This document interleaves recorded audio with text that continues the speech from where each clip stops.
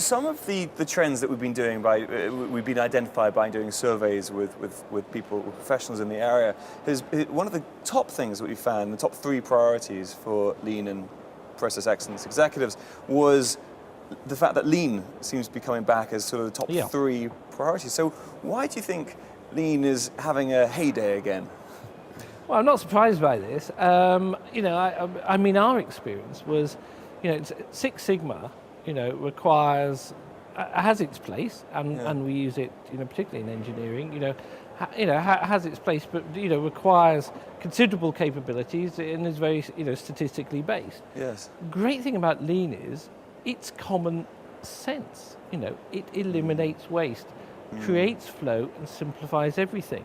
That speaks to everybody from the C-suite you were talking about to the guys on the shop floor. When people get out of bed in the morning, 999 people out of 1,000 want to do a good job. Yeah. Now, quite a lot of them, us, are frustrated when you get to work. So somebody coming to you and saying, how can you improve the way we work? It's great.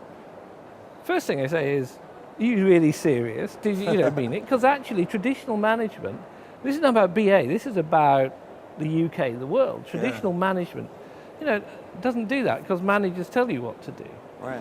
But actually this is very different. This is saying, we're going to take time out, and we all know time costs money, and we're going to sit down and we're going to listen to you, and we're going to change the way we do things.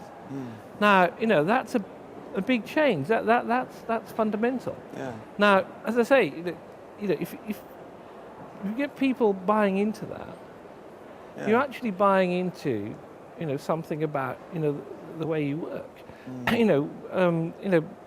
People, are passionate about, what they do at work. They're passionate about serving the customer. They want to do a better job, and we're locking into that. But that's a big change, and I think that's why lean is coming to the top of the agenda. But it's also why it's difficult to do. It's also why it doesn't always work, and why you have to keep at it. Yeah. So it's not about putting process first; it's about the customer and the employee first. And we'll say 80% people. Now, people sort of look at me oddly, and say, "Oh, you're the CIO. I thought it was about systems." And my job as CIO, I've always said, there are no IT projects; they're only business projects. And this is actually why I love lean. Because, what makes things work? It's about process. Yeah. It's about systems, but above all, it's about people. And it's people who are our customers. If I make BA.com impossible to use, nobody's going to use it. BA.com works because there are things people want there. It's easy to use, and they're great prices there. It's the same internally. I could build the wonderful systems, but if they're unusable, or if people are not being trained properly, they won't work. Yeah. So it's 80% about people. Yeah, I read somewhere about you, Paul. It's more about business projects, not IT projects. Yes. Yeah, well, it is. I'm not an academic function. If I was interested in theoretical IT, go to the computer science department at the University of Cambridge. That's right. This is about using technology to business benefit. That's what we're paid to do. There is no other reason for us being here. And but it's the third bit.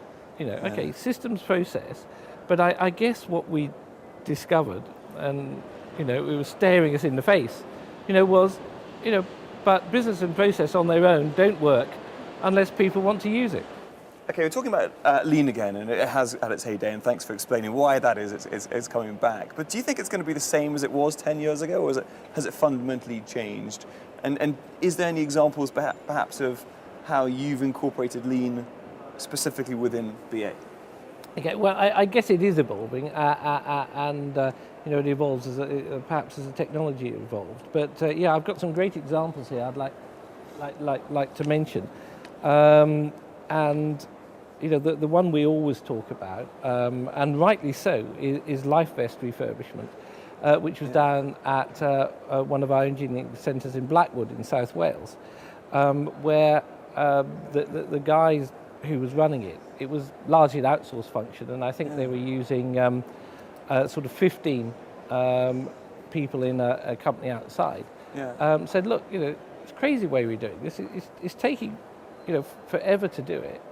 If we build a simple rig where you turn it round and do each of the functions, we do this much efficiently. And he reduced the cycle time by 90%. No kidding. This guy did it. And that's about the power of involving people. And that's a great example. In operations, there's what we technically call out-of-gauge bags, big, large bags.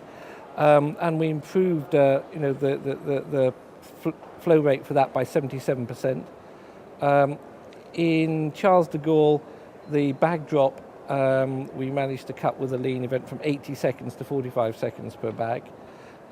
In sales and marketing, which is not an area that traditionally uses lean, we have a tactical marketing process where you're putting in a local marketing plan in France or Germany or the UK, and we reduced the cycle time by 25% and the effort by 63%.